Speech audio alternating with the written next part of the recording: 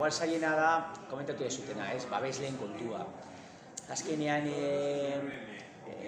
mendi mailan gero eta diru gehiago mugitzen da, baino markak ez dute diru hori konpartitzen mendizaleekin, ez? Eta bueno, egu ez dugu aberatsak izan nahi, ez daukagu inongo interesik horretan, ez? Gu nahi duguna da mendira juteaz, baina, claro, mendira jutea eta depende ze espedizioak egitea, garestia da. Eta konparatzen badezu beste kirol batzuekin adibidez, gure mailako txirrindulari batek, ez da egit, irabaziko ditu gaur egun 4-6 milioi inguru euro. Futbolari batek hori baino askoz gehiago.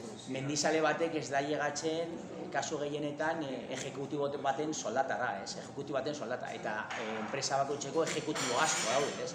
Eta mendizale batek ez da llegatzen.